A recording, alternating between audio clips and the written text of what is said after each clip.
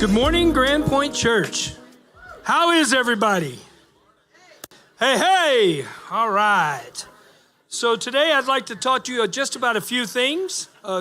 Just continue on with don't just let me go. I'll just be like that background white noise. So next weekend, we have our Next Steps weekend. There will be baptisms and child dedications taking place on July 24th at our campuses. So everybody would like to be here for that. We'd certainly love to have you. On the back of your chairs, there is some little QR codes. If you could, if you're new here, even if you're not new here, how about just take a moment and scan that QR code and then perhaps fill it out, and someone from the hub will be contacting you. We also have a duffel bag outreach. It's for our community. It's another 4-ship outreach that's coming up. Well, we're collecting items for foster children and youth. We're collecting them back there at the back. All of you should have received a handout when you came in. I saw Kevin walked around passing some out, and everybody when you walked in, Andrea was passing them out down there. So let's make sure that if you are going to be giving something, that the items need to be back between June 26th and July 10th. There'll be bins back at the back door. And this is basically a great way for us to show our love to our community. We will be, what date will we be doing the filling the bags? The 11th, okay. On July the 11th is the day that we will be filling out the bags. So we would love to have everybody come out. Those of you that are parts of circles, perhaps you could get your circle and we could make that, one of the things, a circle event, and give other circles an opportunity to meet each other. Okay. If you are new to Grand Point, we have 3 points as to where we put our tithe. The tithing is basically, it's up to you. If you're new to this church, we are certainly not asking you to tithe. This just happens to be our way to show our gratitude for the good things that are happening with us. But if you would like, on both sides of the booth back in the back, and then in the back where Mr. Eckenrode is standing, and Chris Kennelly. Okay, I would like to just personally thank everyone. We had a God wink. I don't know if anyone knows what a God wink is, but there's a book out there, and this book is called God Winks, and it's by Squire Rushnell. So if you guys would like to read it, you will see that there's some great things that's going on in our church. And we had a God wink last week. I want to thank everyone online and in this building that prayed for water. Because as soon as we prayed for water, I got a text. We got water, 25 gallons a minute. That's all on you. So thank you all very much. Okay, we're ready to step up. Is everybody? There we go. I'm on point. We are ready to stand up, say hello to each other, hug one another. That's who I am. I'm the hugger. But if you don't hug, shake hands, tell each other how good you look. Okay.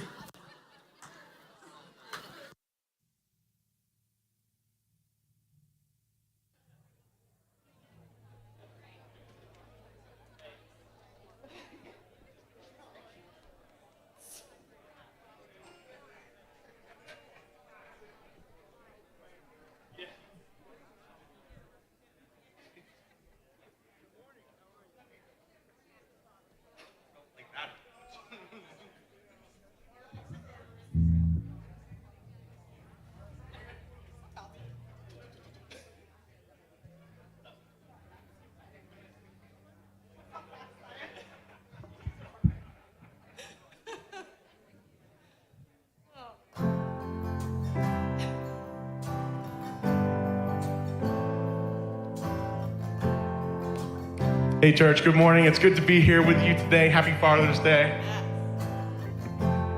Let's worship together today. I count on one thing. The same God that never fails will not fail me now. You won't fail me now in the waiting.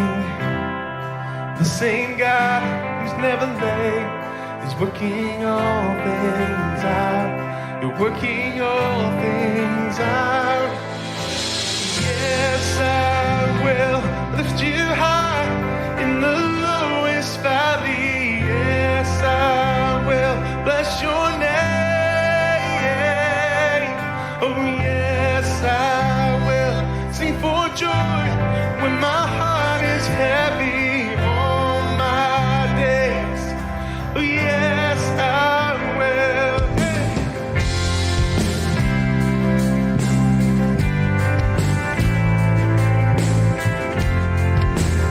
Let's choose to worship this morning, church. Come on. I count on one thing. The same God that never fails will not fail me now. You won't fail me now in the waiting. The same God who's never late is working all things out. You're working all things out. Oh yes, I will lift you high in the lowest valley. Yes, I will bless your name.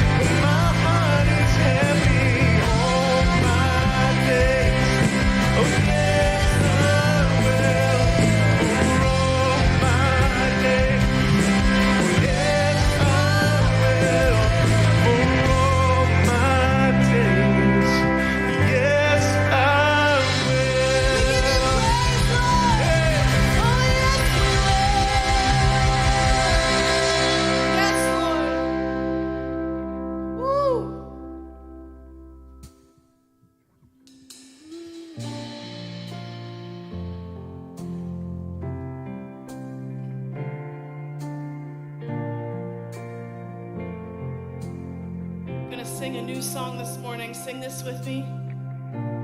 You saved me, you saved me. I will never leave your love.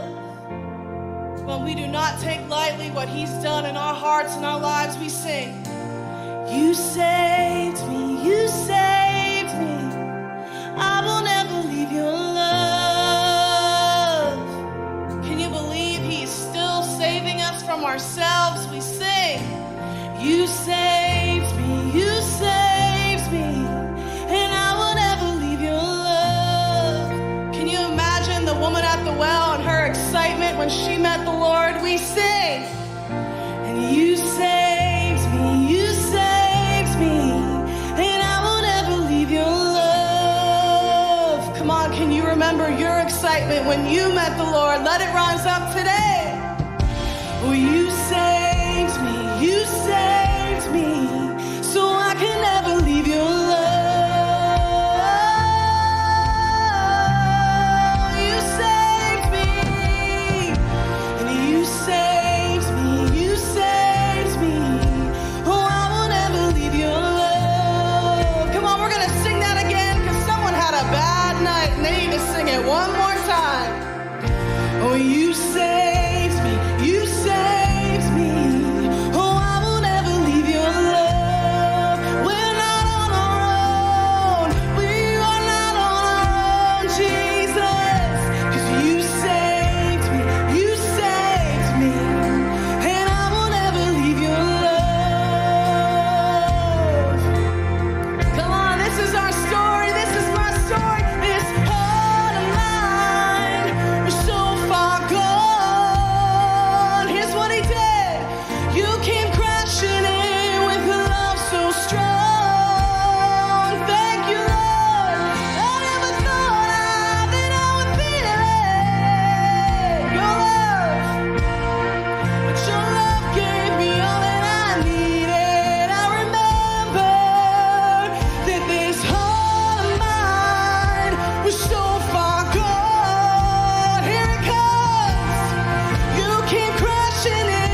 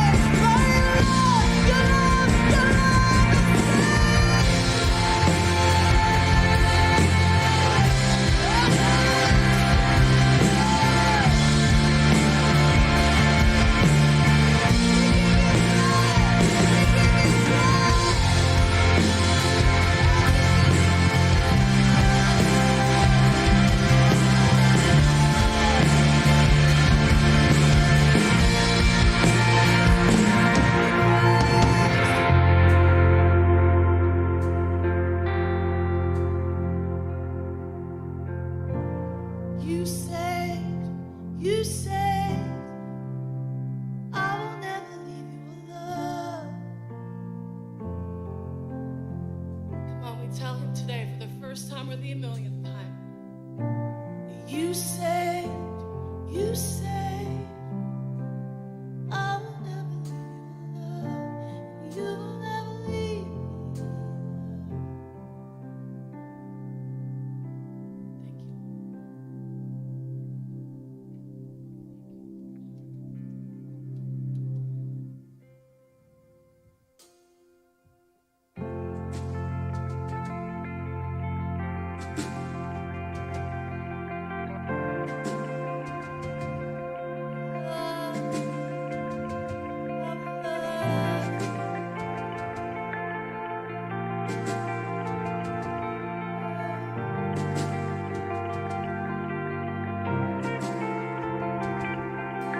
Let my prayer like incense rise before you.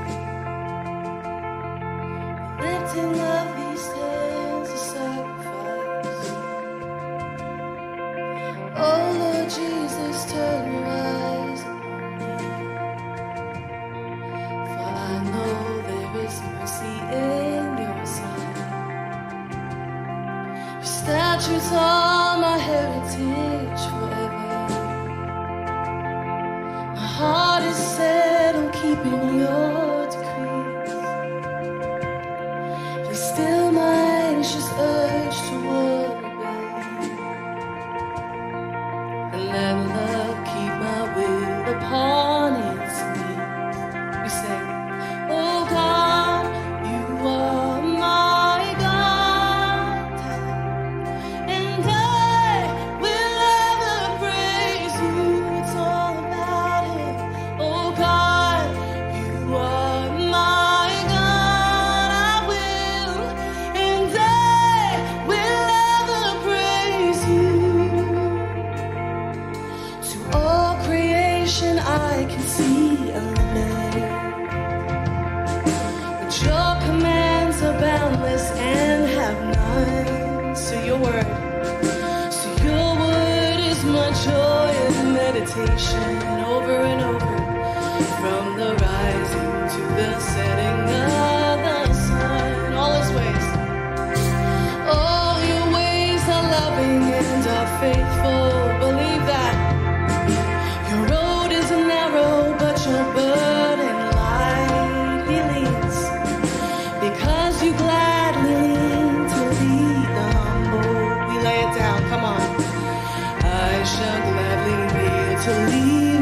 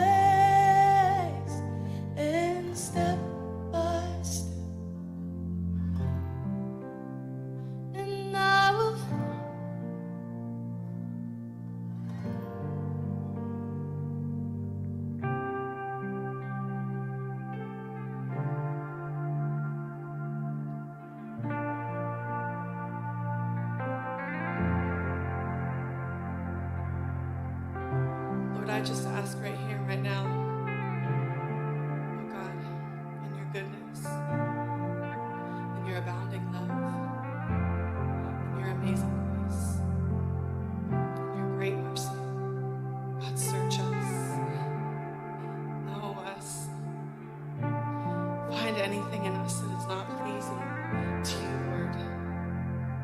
Lead us in your way that is everlasting. Lead us to you, the way, the truth, and the life. How amazing you are, Lord, that the same God that saved us then is saving us now. How amazing are you, God, that the same God that saved us then, that stepped down into the pit and pulled us up, is the same God that will do it again and again and again and again and again. God, I pray today that we would not leave this place knowing the weight of our words that we just sang. That we will seek you in the morning and that we will learn to walk in your ways step by step. Surely, God, you will lead us. And because you're leading us, we will follow you all of our days. This is not just something that we get to buy into or not on a Sunday morning. This isn't a concert. This isn't a sing-along, as Kevin likes to call it. Lord, it is our devotion. It is our guttural response to give you praise, to give you honor, to lament at your feet, to remind ourselves over and over again that it's you that's good, to remind ourselves over and over again that it's you that has done it all, that has finished it, that has once again, pulled us up out of whatever pit that was time and time again.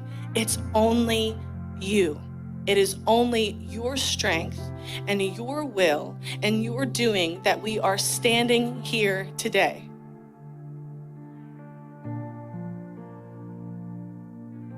God, thank you. Thank you for all that you've done on the cross, for calling us son and daughter. Wow.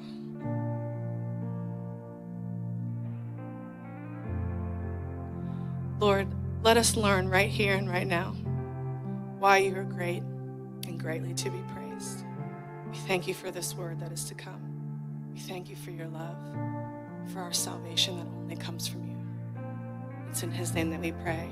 And everyone said, amen. Oh, goodness. Man, something happened in here today, yeah? Hey, happy Father's Day. So glad y'all are here with us. Did y'all get a donut? Did y'all get multiple donuts? Okay, all right. We got a bet going on to see how many Benji's gonna eat, but I don't even see Benji here today, so I had him pegged for a dozen. We'll see what happens. Anyway, hey, Psalm 145, we're gonna be in Psalm 145. I'll join you there shortly. We're really gonna investigate that chapter, that psalm today, and just drill right into it. I got something specific and profound, I believe, that is really apply to all of us, but I'm tailoring my message today really towards fathers, so because it's Father's Day. Hey, last week I totally missed a moment, and I talked extensively about some journal stuff. I really was drilling into my past and what I've seen God do in my life and my story, and then my crew was like, "Hey, how come you didn't talk about our journals?" So I should. But we have these amazing journals that we have made available to you mostly because we want to facilitate helping you document the God stories that are in your life. You all have them. You all have so many of them. And you actually will lose more than you ever retain if you just think, well, I'll remember it. No, you won't. Man, put it down. Write it down somewhere. So you can get these. You can get them at the hub today. They're over here. I think we have a good stock of them. I don't know how many. But they're $10, and that really just helps us cover the cost of it. But I want somebody to have this. So I thought about Justin. Do you have one of these? You need one. You have one now. So listen, I mean, I do what you want, but recipes and things like that. But I know you've got some great God stories, man. And I want to hear them. I want to hear what you got that the Lord wants to put inside of your heart. So do that. So Psalm 145, and also, who was at the picnic last week with us? Oh my goodness, what a fun time we had. It was just epic. It was the best picnic we've had all year. But we had so much fun. And I look forward to that day every year where we can come together in, as much of our church that wants to gather as possible. And we just really had a good time. So just kind of watch out for those things. And then obviously the next thing on our summer schedule is that we're going to do together is Food Truck Sundays, July 10th. So watch out for that. It's going to be fun. But I wanted to talk today about the greatness of God. And so, obviously our worship has already led us to that spot. And each one of you, I need you also to see that each one of you is a story, an example, and a testament of the greatness of God. Can we understand that? Can we witness it? I think sometimes as parts of our lives, we can't quite get there because we can't quite see ourselves that way. But man, I love that second song we sang that takes us back to the moment before you were saved. And can you go there for a minute? If you can stomach it, can you go back to that moment and just remember for a second what the Lord saved you from?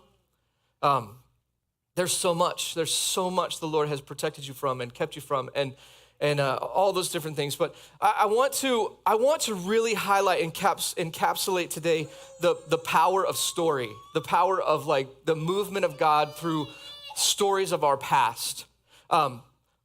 When I take my kids, just recognizing and knowing this, I'm trying to, I think we minimize a lot of our own lives, our own experiences, our own stories, our own things that we do and have done in the places that we've been.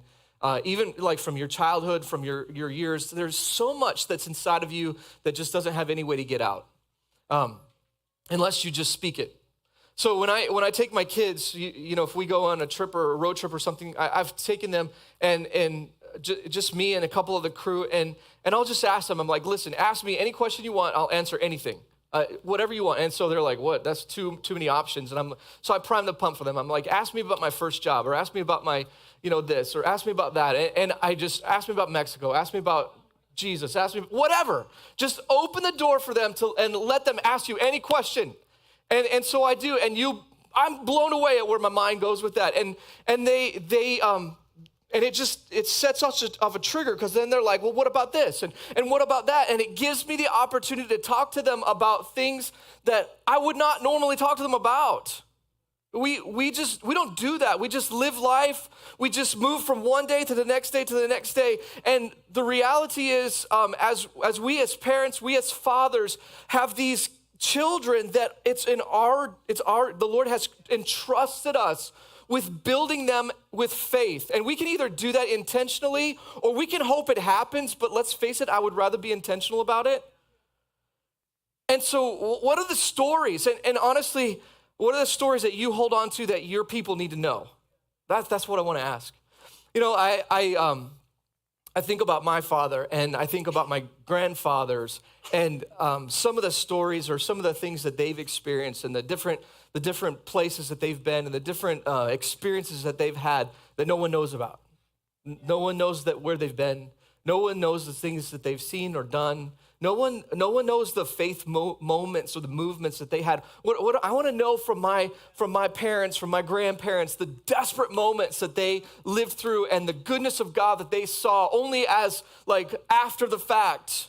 They can see, 20, 30, 100 years later, however many years, the greatness, if they could go back to that moment in time, if their mind is still there, to revisit that moment and to testify of this is how we made it through that. We didn't know how we were going to make it through it at the time. Listen, the reality is that all of you have those stories. You all have that moment where it was like, unless the Lord shows up, I'm not sure how we're going to make it through this. I'm not sure how we did make it through that. I'm not sure how we have this in our life today unless the Lord showed up and did that thing. That's a testament of faith. And let me tell you, let me just testify to the fact that in our culture today, faith is eroding. It is eroding so fast. And unless we as the church, as people of God, do everything we can to kind of bolster that or to backfill it, eventually it will be gone. I do have to tell you this though. The magnificence of the Lord will never evaporate. It will never be fully gone.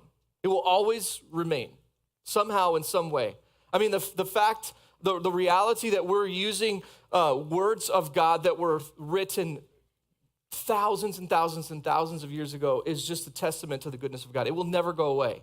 You can't extinguish it. People have tried and they've suffered for it. But that will never go away. But your story may. Your story might. And it's really on you to be able to say and to figure out, how do I activate the power of God that comes through my story, that comes through prayer, that comes through the miracle moments that I've seen and been a part of in my life. I think here's the thing, is that as we kind of grow and as we get older and we get more experience and we think that we get wiser, I think sometimes we are less than impressed with the power of God. We get to spots where we feel like we can explain it away.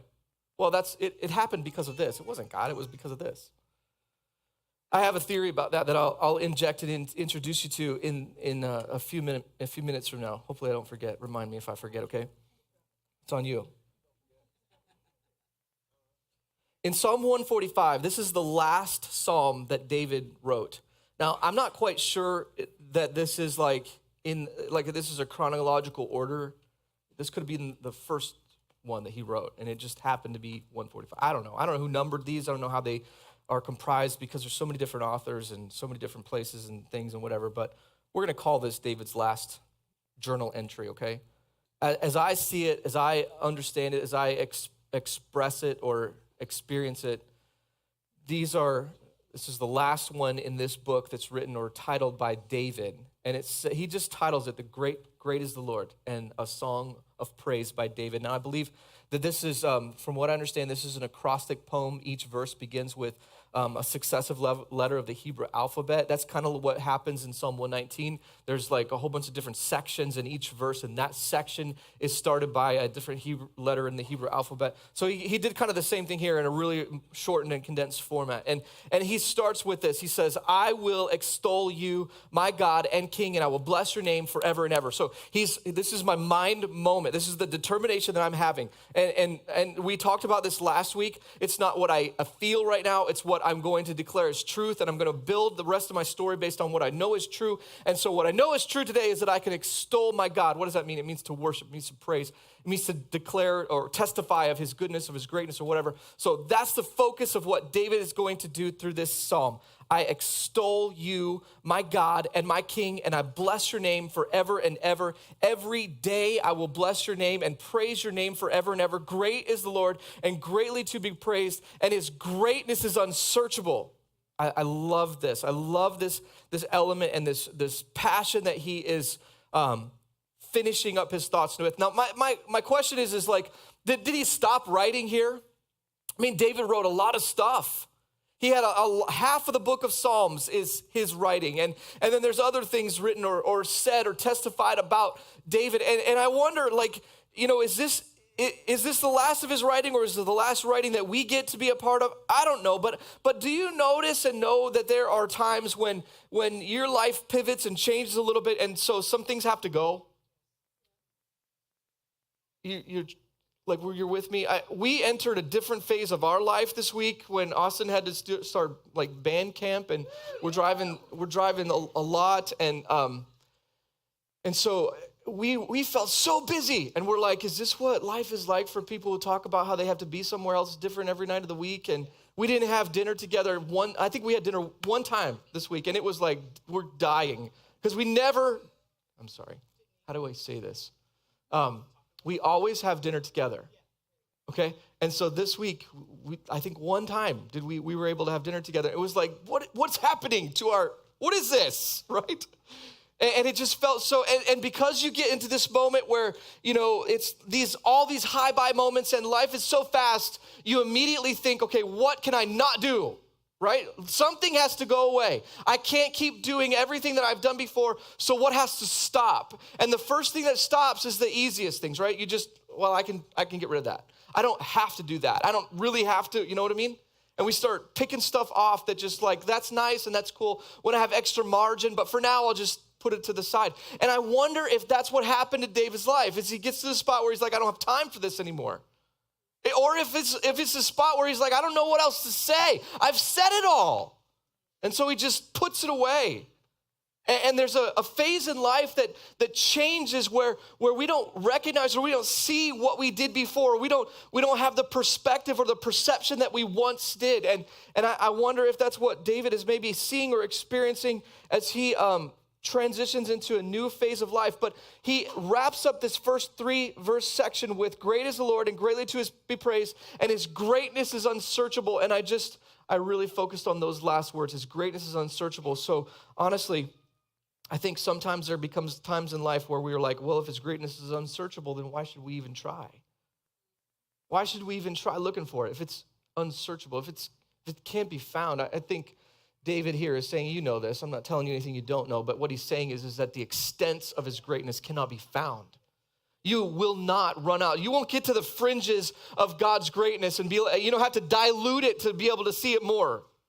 You won't have to pour something on it to be able to see the greatness of God run a little bit farther. There's no fringe end to the greatness of God. You can continue to walk in that direction and never find the end of it. That's what David is saying. You won't even have to look for it. You won't have to be fearful of it not showing up anymore. You can just continue in it for your whole life. That's his testament. That's his testimony. That's what he's saying. But I think there's some of you are like me. And this is like my worst trait, but I'm a skeptic of everything. Can please someone join me in this?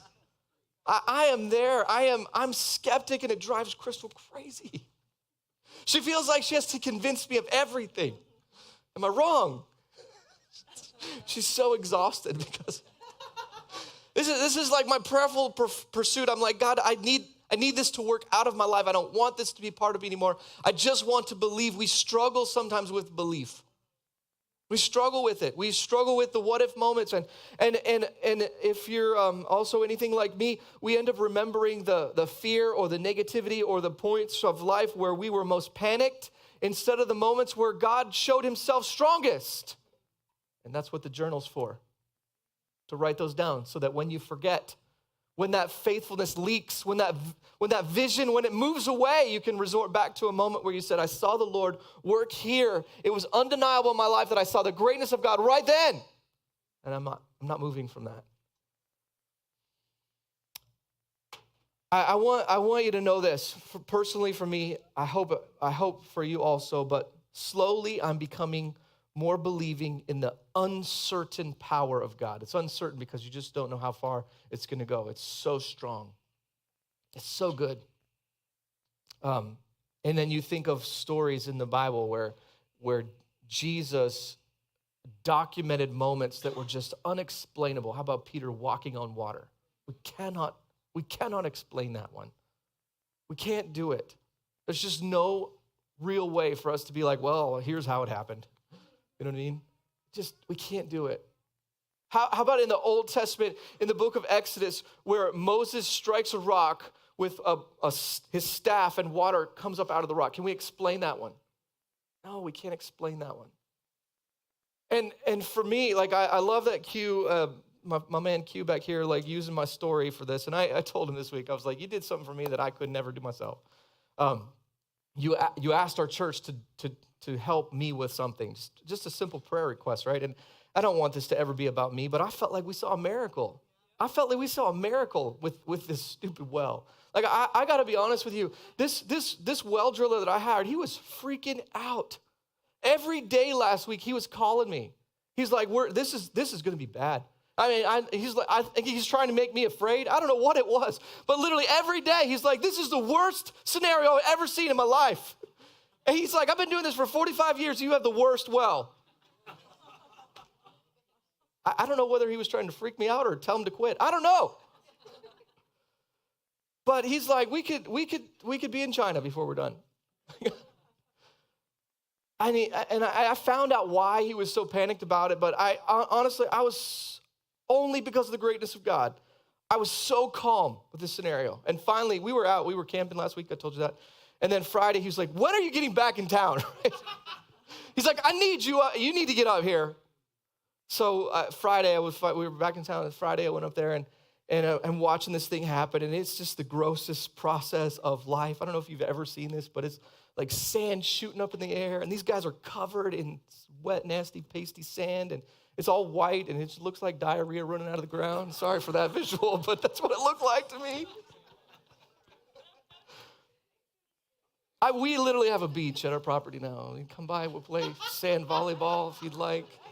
We're selling sandbags or playground sand or anything you want. We have an endless supply.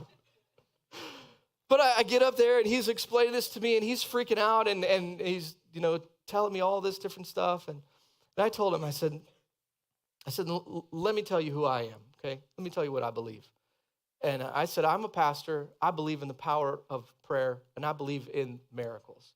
And I said, I'm going to pray over this well today, and you're going to watch God produce water from sand. And I don't know what came over me, but that's what I told him. And he went back to work, and he's frustrated, and I'm just, driving this stuff in the ground. And so as he did that, I prayed over that well. And we stayed there for a little while, and I'm watching him go deeper and deeper and deeper and deeper. And now if you've done this, you see like dollar signs and dollar signs and dollar signs. These stupid things aren't cheap, right? And I left there at 1 o'clock. 1:30, he calls me. I left there at 1:30. He called me at 2 o'clock. I had just walked in the door at our home, and he said, you're never going to believe this, but we hit water.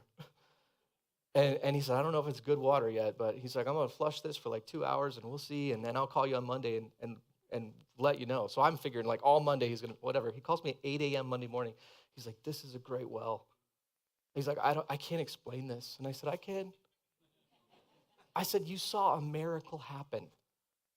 Listen, church, we've got to, can you please explain to me for a minute how water comes from under the ground? I know there's going to be some geologists here, and they're like, this and that, the next thing. And it's because of the power of the Lord. It's just because of the goodness of the Lord. We have to be able to see that the things that we get through. Here's the point that I wanted to make just a minute ago.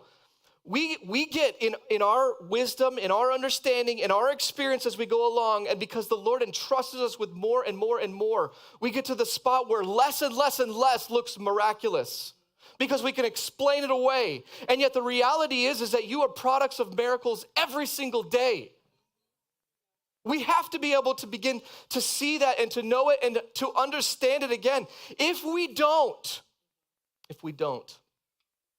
there are generations in our future that will not know the greatness of God. Look at his next verse. One generation shall commend your works to another and shall declare your mighty acts. But what if they don't?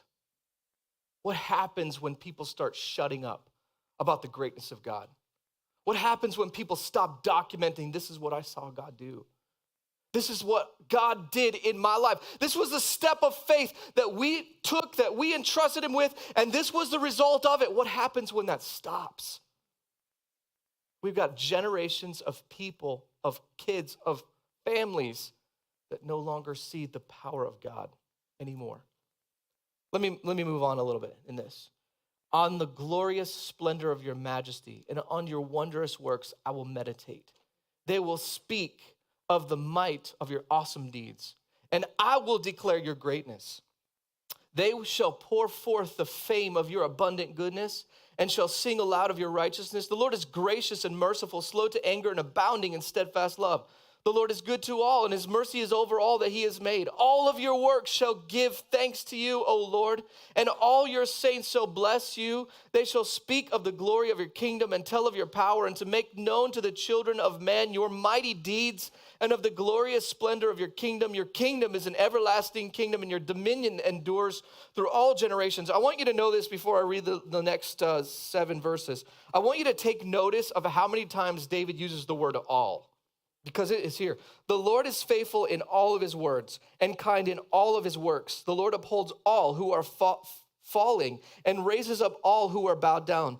The eyes of all look to you, and and you give them their food in due season. You open your hand and satisfy the desire of every living thing. The Lord is righteous in all of his ways and kind in all of his works. The Lord is near to all who call on him, in truth. He fulfills the desire of those who fear him.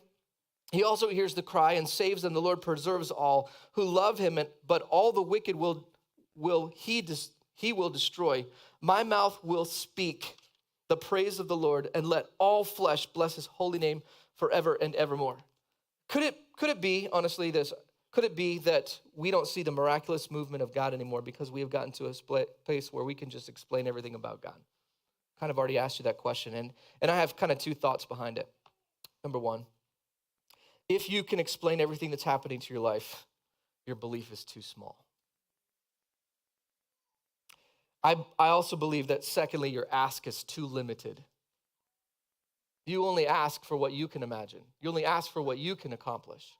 You only ask if you have the capacity to accomplish it.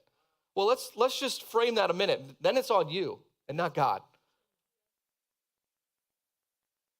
Hey, I have taught my staff. Maybe I've shared this with you before, but I have these, I'm teaching our people, our staff team all the time. And one of the things I've recently taught them, we depend a lot on asking of you to step up and to do some things. And I've been encouraging them and pressuring them with the idea of, our own team's growth and those different kinds of things. And so there's that verse in the Bible that says, you have not because you ask not. You know this verse? Oh, wait, you all know this, right? Learn it real fast. You have not because you ask not. You've heard this verse, haven't you? Yes, you did. I just told it to you. We've changed it. It's no longer you have not because you ask not. It's you have not because you complain a lot. And that's where we're at. We complain a lot about our life, about what we don't have, about what we're missing, but never once do we stop and ask God, Lord, this is what I'm looking for. This is what I think you want me to do. And these are the steps that I'm going to start putting in my life because I believe that you're about to do something miraculous. Listen, we don't get a whole lot of guarantees about faith. That would not be faith if it was guaranteed. No, that's where trust walks in. That's where we step into the goodness of God and we begin to search out his greatness. I want to read you a story. Part of this today, this is being able to tell you the power of God through other people's lives that you would otherwise not normally know. I want to talk to you about George Mueller for a minute. Anyone heard of George Mueller? Do you know George Mueller? A couple of you in here know George Mueller. I want to read you a little bit of his story, okay? 1829, so you weren't there.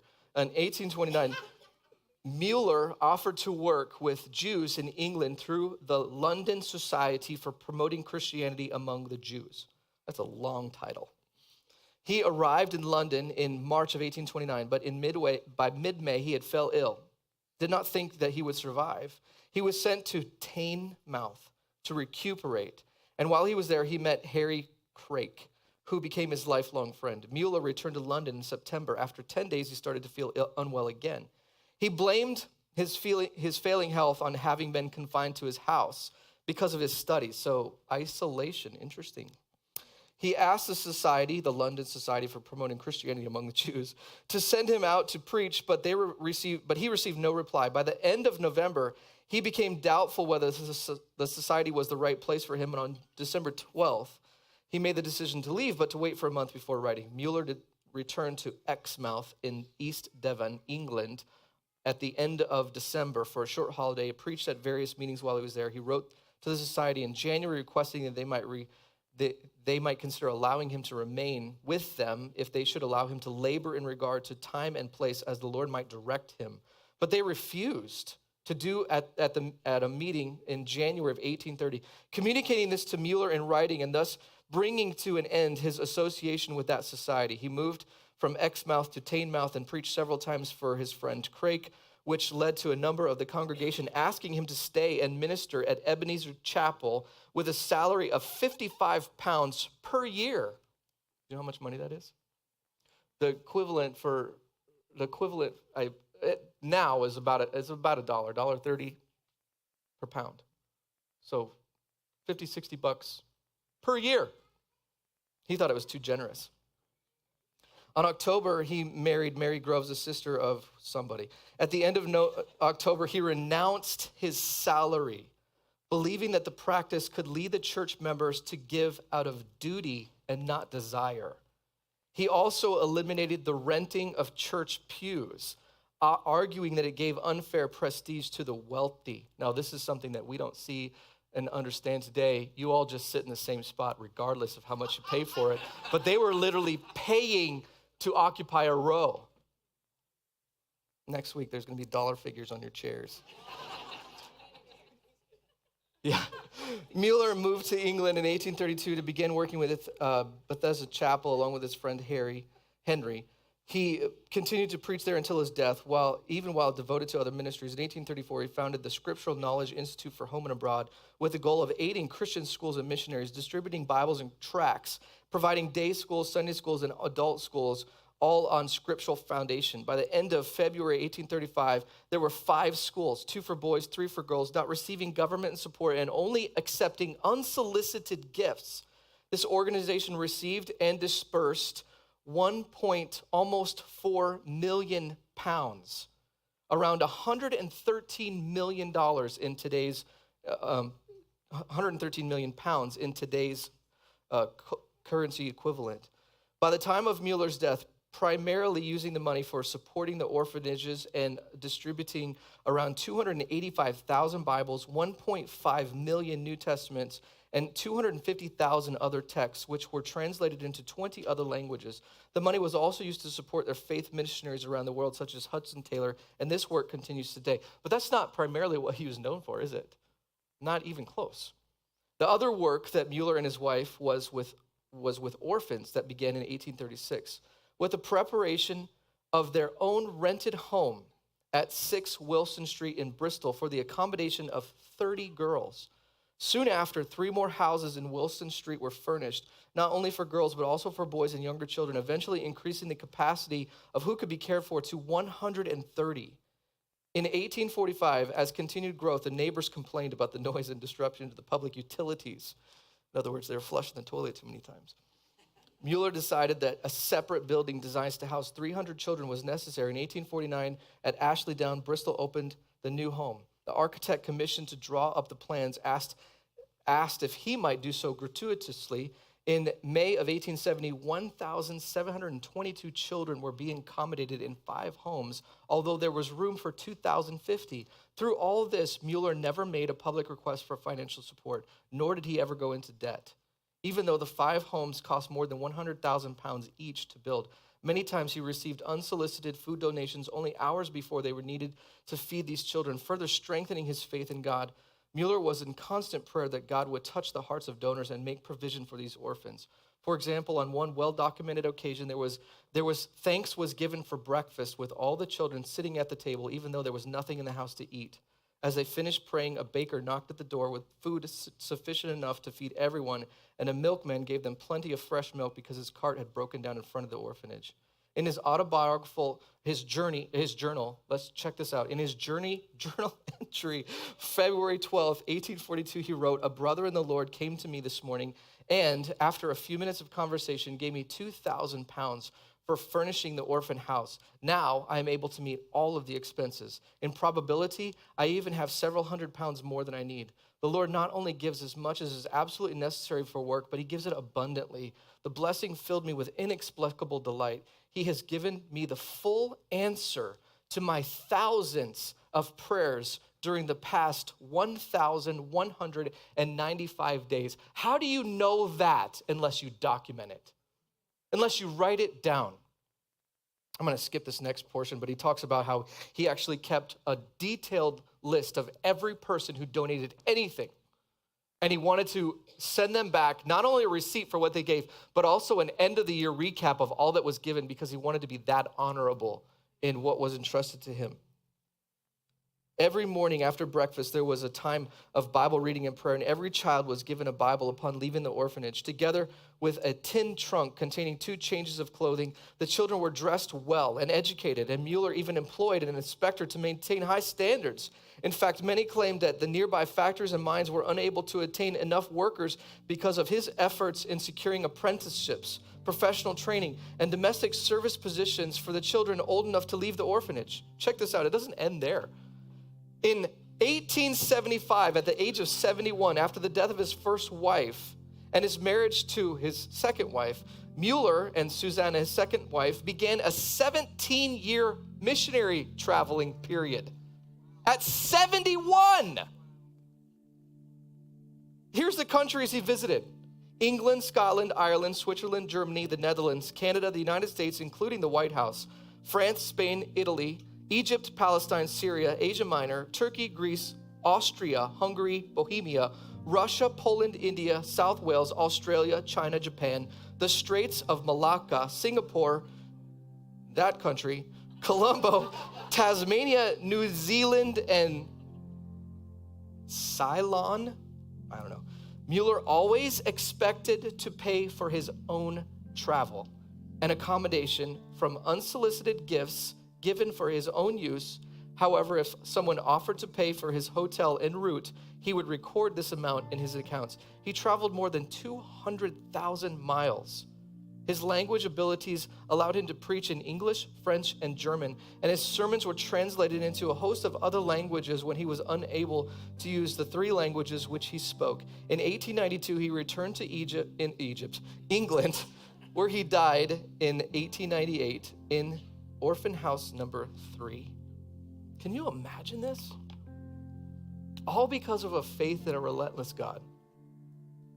And honestly, there's nothing magical about this man.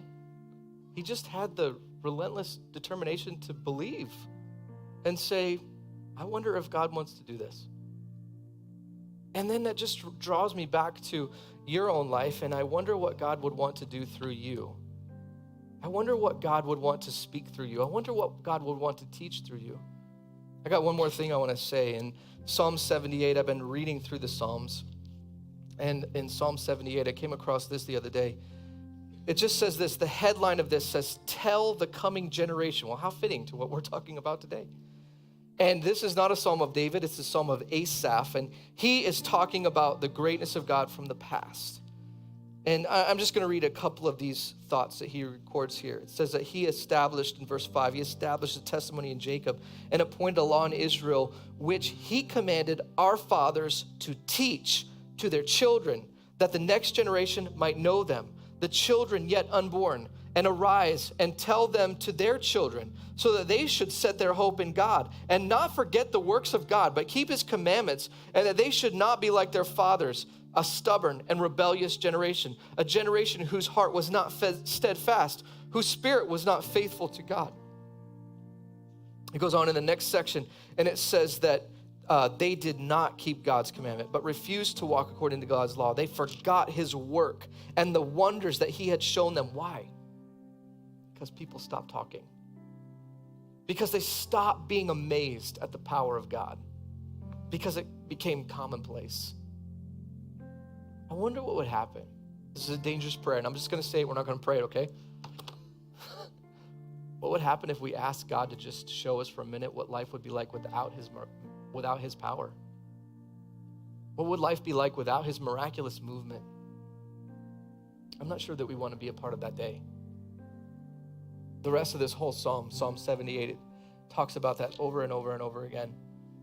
Verse 21, when the Lord heard, he was full of wrath. A fire that kindled against Jacob, his anger rose against Israel because they did not believe in God and did not trust in his saving power. Verse 23, in spite of all this, they still sinned. Despite his wonders, they did not believe. Verse number 42, they did not remember his power on the day when he redeemed them from their foe, when he performed his signs in Egypt and his marvels in the field of Zoan. And it goes on and on and on. It's over and over and over and over and over and over again. Listen, your people, the people in your proximity, they need to know this. Listen, don't sit back and tell me today that you don't know what to teach. You have a Bible to read. Just read it and investigate it and make sure that the people in your proximity know the stories of the goodness of God and the power of what he wants to accomplish in their lives, but then through your life too. God is at work everywhere around you. Just ask him to see it and testify of it. God, I just pray over this church today. We've got so much to know and to learn and to remember. And I just pray, Lord, today that we would be captivated with the wonder and the amazing privilege that we have to tell of your wondrous work. God, I just pray today that fathers in here would discover and decide and determine that now is the time that I start. Now is the moment that we begin discussing this, that we begin talking about the wonder of the power of God in our lives as a family, but together also with our life as a church, and then also with the people who have gone before us, a biblical narrative of so many stories of the greatness of the power of God. Lord, we thank you for so much life change that can come through what you've said and what you've done and where you've been. And I thank you for stories like George Mueller, who we can look back on and see and know and understand your power and your work and your word. And I pray that you would take us from this place, God, and that you would just help us to be on mission to change this community and this world around us, Lord. Thank you so much for who you are. In Jesus' name, amen. Amen. Thanks, Kevin. Man, I love that this, obviously planned, but this message is on Father's Day because, man, there's nothing more fitting, and I can attest to this as your kid's youth pastor, that dads specifically, they need to see what God has done in your life. Whether it's, you're like, well, I don't have any kids yet. That's okay. They need to see what God did before they were in your life. Or grandfathers, they need to see what they did in past generations. They need to see the goodness of God that's in your life. So dads, man, I just encourage you today. I hope you leave encouraged that no one can be their father figure in their life other than you. There's nothing that, I might see them every Wednesday. Brian might see them every Wednesday night or whatever, but we can't be their fathers. Only you can. They see what you do day in and day out, and they will imitate your actions. So, man, I pray you guys are encouraged. Go out here, just happy Father's Day to you. Make sure if you have any questions, go see Bobby at the hub. Grab a journal over there. He's the cash register man too, so go see Bobby for a journal. But just go swing by the hub. We would love to pray with you, journey with you, whatever that looks like. Take your next steps. But y'all have a great, happy Father's Day. We're so glad you're here, and we will see you guys next week.